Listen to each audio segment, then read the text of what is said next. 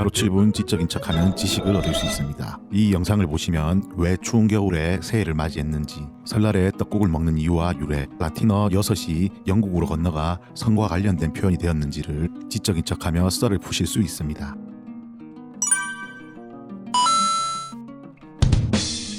달림의 2023년 새해가 밝았습니다. 검은 토끼의 해 365일 행복으로 풍요롭길 기원합니다. 새해 복 많이 받으십시오. 설날입니다.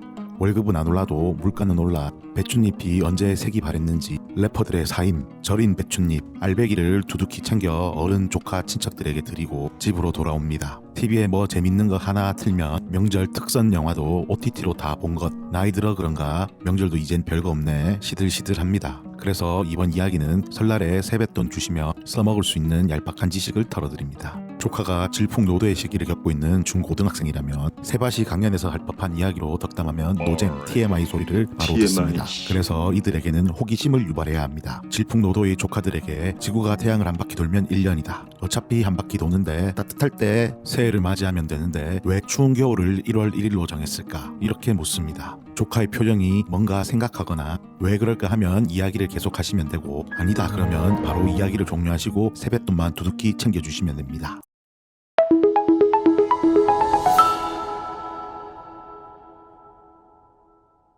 지구가 태양을 공전하니 1월 1일은 정하기 나름입니다. 그래서 서양에서는 낮과 밤의 길이가 같은 춘분 있는 3월을 1월로 정해 1월 1일은 지금의 3월 1일이었습니다. 영어로 3월은 March입니다. 3월 봄, 낮과 밤의 길이가 같은 똑같은 춘분이 있고 따뜻해지고 새싹과 꽃이 피니 군대를 소집해 전쟁을 할 수 있어 전쟁의 신 마르스에서 유래했습니다. 지금의 1, 2월은 원래 11월, 12월이었습니다. 율리우스 카이사르가 잘난 놈 제끼고 못난 놈 보내는 등 정적들을 제거하고 이집트에서 안녕 클레오파트라 7세와 함께 실컷 잘 놀다 기원전 46년 로마로 개선합니다. 그런 뒤 갑작스럽게 이집트의 태양력을 바탕으로 기원전 46년 11월 1일을 기원전 45년 1월 1일로 바꾸고 1년 365.25일 4년마다 하루가 늘어나는 윤년을 두는 개혁을 단행합니다. 즉 졸지에 갑자기 2달을 당겨 봄이 아닌 겨울의 새해를 맞이합니다. 이를 율리우스력이라고 합니다. 지금 우리가 이 율리우스력을 바탕으로 한 그레고리력을 쓰기 때문에 추운 겨울의 새해를 맞이합니다. 카이사르가 이렇게 달력 개혁을 한 배경에는 카이사르가 기원전 46년 로마로 개선한 해 1년이 445일이나 되었습니다. 기존 달력이 오차가 커 축제와 축제 계절이 맞지 않아 2달을 새로 추가하고 윤년 도입 결정 권한을 가지고 있는 대제관들에게 하루라도 더 오래 해먹기 위해, 하루라도 더 빨리 해먹기 위해 등 여기저기서 대제관에게 뇌물을 먹이다 보니 1년이 445일이라 달력의 기능은 이미 유명무실한 상태였습니다. 그래서 과감히 정확한 이집트 태양력을 도입해 사회적 혼란을 줄이고자 했습니다. 한간에 떠도는 썰은 카이사르가 자기가 빨리 절대 권력인 종신 독재관에 오르고 싶어 2달을 당겼다고 알려져 있습니다.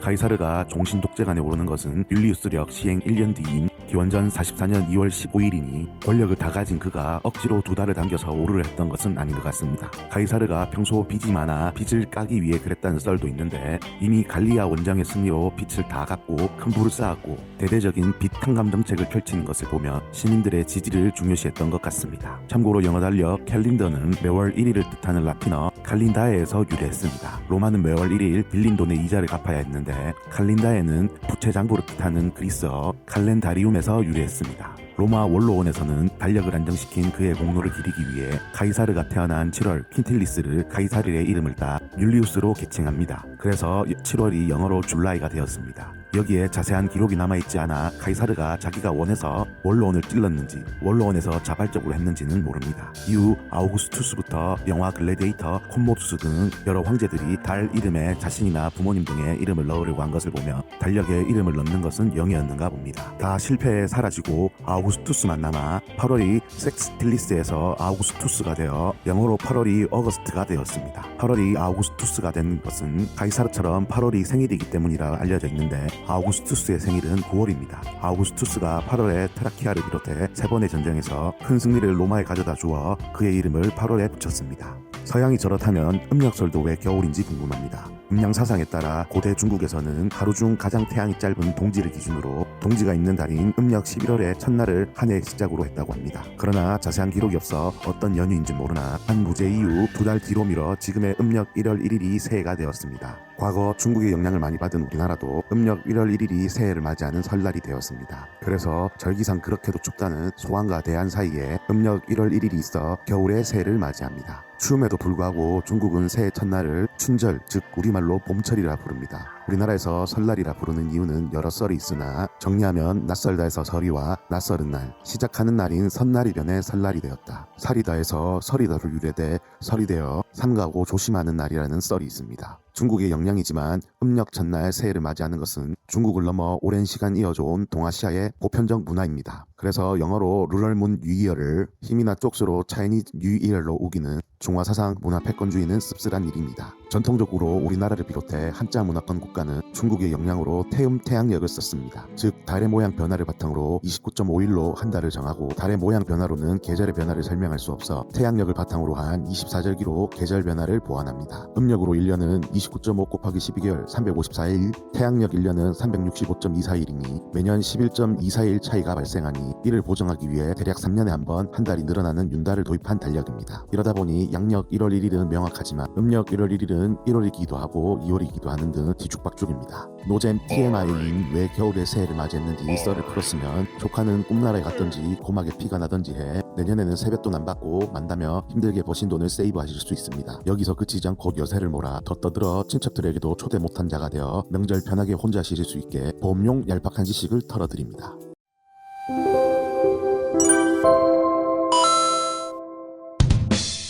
보험용 AES 설날에 떡국을 왜 먹는가? 절인 배추잎 몇 장으로 조카들 고막에 피가 나는 덕담을 쏟아 부으셨다면 남녀노소 상관없이 써먹을 수 있는 덕담이 바로 떡국설입니다. 설날 세뱃돈 주는 것과 떡국을 먹는 것은 중국 송나라의 영향을 받아 생긴 것으로 보고 있습니다. 다만 차이는 중국은 붉은색에 환장하니 붉은 봉투에 돈을 담아주지만 우리는 흰 봉투에 담아주거나 그냥 현금으로 줍니다. 중국은 만두를 먹지만 우리는 떡국을 먹습니다. 중국은 송나라 시절 밀재배가 가능한 양쯔강 북부 화북을 중심으로 설날에 만두를 명절 음식으로 먹기 시작했습니다. 여기에 영향을 받아 원나라 도 새해 만두를 먹었으며 원과 교류가 잡던 고려말 개성을 중심으로 설날 만둣국을 차례상에 올리고 만둣국을 먹는 것이 유행이 되었습니다. 조선이 건국해 서울 역시 설날 만둣국을 먹었으나 한반도는 겨울에 파종해 7월 장마전 수확하는 겨울밀 재배 지역이라 쌀농사를 포기하고 밀을 재배할 수 없어 밀이 부족했습니다. 그래서 만두피를 메밀로 대신하거나 녹두를 넣어 만두를 만들어 먹기도 했으나 만들기가 어려 점차 떡국으로 대신합니다. 이는 서울 경기 지역에 한한 것이었으며 전 국민이 설날 떡국을 먹게 된 것은 1970년 이후 산업화,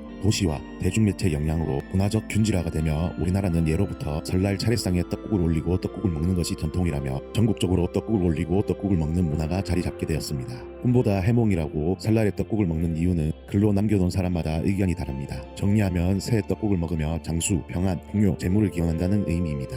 육조 최남선은 장수와 평안, 풍요를 기원하며 먹는 음식이라고 했으며 1849년 홍성모가 쓴 동국세시기에는 길게 만든 가래떡은 장수, 가래떡을 동전처럼 얇고 가늘게 써는 것은 제복을 기원하기 위함이라고 합니다. 봄용 AES 왜 라틴어 6은 영국으로 건너가 의탄 표현이 되었나? 이렇게까지 썰을 푸셨으면 고마해라 많이 묻다 아이가 친척어른 고막에도 피가 날 것 같지만 혼자만의 설을 보내기 위해 주사위는 던져졌다. 루비콘강을 건너야 합니다. 라틴어 6번째가 액트입니다. 앞에서 6월 섹스틸리스 단어를 보니 나도 모르게 허걱하셨죠. 인도 유럽어 6을 의미하는 스웩스에서 유래해 라틴어 액트가 되고 독일로 건너가 잭스가 되고 영국으로 건너가 식스가 됩니다. 라틴어 6번째가 우리가 무해지는 그런 뜻이 된 것은 신부님이 한몫합니다. 옛날 교회에서는 신부님이 뭐 하지마 이거 하지마라는 10계명을 쭉 읽으신 뒤 말씀을 하셨는데 6번째가 가늠하지 마입니다. 금욕을 실천하는 총각인 신부님이 성과 관련된 금지사항을 이야기하기 무척 어려워했다고 합니다. 그래서 6계명을 읽기 전 쓸데없이 헛기침을 한다거나 목소리가 떨린다거나 그냥 넘어가거나 하니 사람들은 오늘 우리 신부님이 어떻게 읽을까 기대하며 교회에 갔다고 합니다. 그러니 오히려 신부님이 핏대를 세우며 읽는 등 10계 중 6번째게는 사람들에게 재미없나 봅니다. 이러다 보니 라틴어 성별 생식기를 의미하는 단어가 섹수스인데 공교롭게 6번째 섹가 섹수스와 발음과 의미가 맞아떨어져 섹가 성과 관련된 표현으로 통칭이 되었고 이것이 영국으로 넘어가 지금의 섹가 되었습니다. 이상 새해와 관련해 지적인 척하는 얄팍한 지식이었습니다. 시청해주셔서 감사합니다. 구독해주신 분들 정말 감사드립니다. 더욱더 재미있고 유익한 얄팍한 지식을 들을 수 있도록 노력하겠습니다. 영상이 유익하셨다면 구독, 좋아요는 영상 제작에 큰 힘이 됩니다. 달님의 새해 복 많이 받으십시오.